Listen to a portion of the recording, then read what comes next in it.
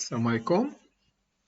Aujourd'hui, on va commencer le troisième chapitre sur la libéralisation financière, chapitre qui fait partie, bien sûr, de la deuxième partie de ce cours d'économie monétaire et financière. Bien, la libéralisation financière, c'est quoi la libéralisation financière? Son nom l'indique, c'est le fait de libérer. Mais qu'est-ce qu'on libère? On libère quelque chose. On libère les systèmes financiers. Les systèmes financiers, on les libère parce que avant, ils sont réprimés, ils sont entravés, ils sont réglementés. Alors, la libéralisation financière euh, euh, avait le jour dans les années 70-80, plus particulièrement, il a vu le jour dans le monde anglo-saxon pour aller voyager en Europe. Au Maroc, on peut dire que c'est dans le début des années 90 que le Maroc, à l'instar d'autres pays en voie de développement, s'est engagé dans le process of liberalization, dans le processus de la libéralisation. La libéralisation financière consiste à libérer les systèmes financiers de leurs entraves réglementaires. Bien sûr, entraves réglementaires mises en place par les autorités monétaires, Ces entraves, ces réglementations sont de nature à bloquer, à limiter l'allocation optimale des ressources, l'allocation optimale des facteurs de production, qui sont une condition sine qua non pour une amélioration de l'épargne et donc ipso facto une amélioration de la croissance et du développement économique. Alors, si on cherche à caractériser la libéralisation financière, la libéralisation financière se caractérise par une vive concurrence bancaire. Il consiste à mettre en place un climat de concurrence bancaire. Parce que c'est grâce à ce climat de concurrence bancaire qu'on va assister à une baisse des taux d'intérêt débiteurs et une hausse des taux d'intérêt créditeurs. Qui dit baisse des taux d'intérêt débiteurs, dit financement harmonisé des dépenses de consommation et d'investissement. Ce qui implique bien sûr une augmentation de la production. Ce qui implique bien sûr une croissance économique. Inversement, la concurrence bancaire se traduit par une hausse des taux d'intérêt créditeurs, ce qui va impliquer une amélioration de l'épargne, et qui dit amélioration de l'épargne dit surliquidité, et donc la monnaie va devenir bon marché, et les gens bien sûr peuvent se financer dans de très meilleures conditions pour bien sûr dépenser en matière de consommation et d'investissement. Et donc, bien sûr, la croissance économique serait au rendez-vous. Donc, vous remarquez avec moi, c'est un schéma très séduisant, ce schéma libéral. Bien sûr, la libéralisation financière ne se limite pas seulement à la libéralisation, à la concurrence bancaire, il consiste également à libéraliser les autres compartiments du système financier, à savoir les marchés de capitaux. Alors, on ne peut pas comprendre la libéralisation financière si on ne comprend pas son inverse, son contraire, la répression financière.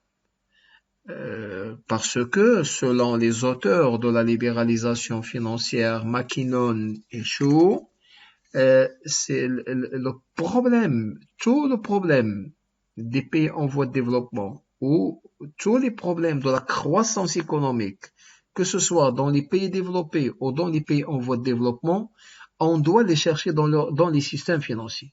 Ces problèmes de croissance, la réponse est facile pour des théoriciens de la libéralisation financière.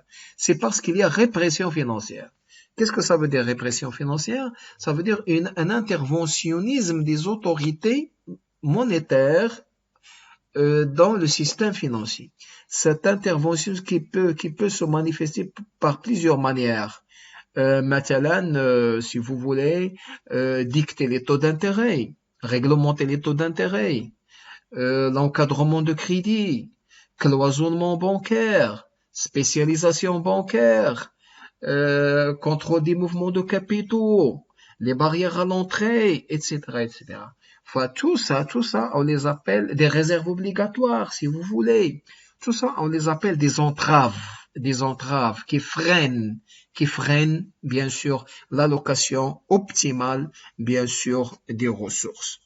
Alors, si on cherche à caractériser, bien sûr, la libéralisation financière, c'est très simple. Il se caractérise par un plafonnement des taux d'intérêt ou bien réglementation des taux d'intérêt, par une politique d'escompte, hein, parfois on met en place des taux d'escompte élevés, bien sûr, pour freiner pour freiner le financement de l'économie, l'encadrement de crédit, qui signifie que les autorités monétaires interviennent pour bien sûr déterminer le volume de crédit, des crédits octroyés, soit pour le système bancaire, soit pour une telle ou telle banque. Et ça se contrôle avec l'économie de marché. Donc ça entrave le financement de l'économie, hein, ça freine le développement économique.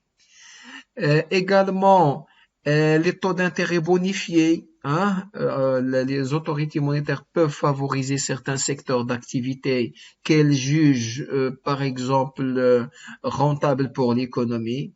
Et bien sûr, ça c'est pas toujours exact. Le résultat, c'est des résultats néfastes parfois, hein. La répression financière prend la forme de spécialisation bancaire et de cloisonnement bancaire. Nous avons déjà parlé de spécialisation. C'est le fait des banques de spécialiser dans le financement de certains secteurs d'activité.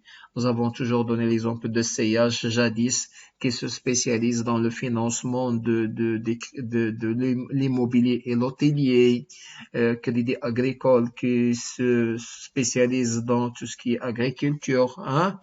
La répression financière peut donc se pratiquer par la mise en place des réserves obligatoires.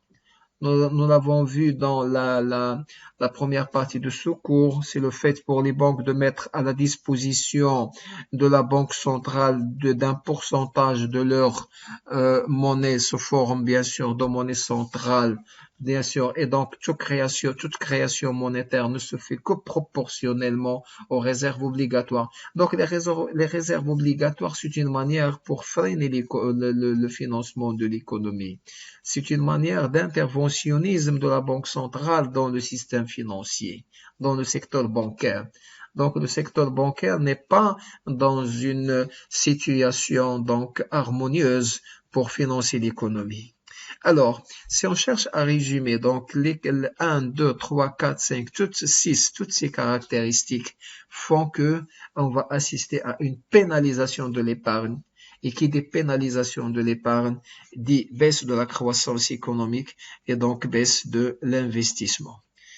Alors donc, pour les auteurs de la libéralisation financière, la meilleure manière de s'en sortir, c'est de libéraliser bien sûr l'économie. Donc, il faut supprimer, voilà, il faut supprimer totalement les entraves liées à l'intervention de l'État dans le système financier. Comment? En laissant le marché, en laissant la tâche au marché de jouer le jeu, de déterminer les prix d'équilibre, les prix du marché monétaire, les prix de la bourse, les prix, donc tous les marchés de capitaux, il faut donc laisser donc jouer la discipline du marché. Donc il faut mettre en place un système financier libéral. Et donc, c'est grâce à cette libéralisation qu'on peut réaliser la croissance économique. Et c'est grâce donc à cette libéralisation financière qu'on peut aller même jusqu'à éliminer ce qu'on appelle la finance informelle et intégrer la finance informelle dans la finance formelle. Comment? En aboutissant notre processus de libéralisation par les décloisonnements, les déspécialisations, la réduction des barrières à l'entrée, la privatisation des banques. Donc, vous remarquez que la libéralisation financière, c'est un chantier, un grand chantier multidimensionnel qu'il faut bien sûr réussir. Donc ça, c'est la première partie de ce chapitre. Je passe à la deuxième partie de ce chapitre.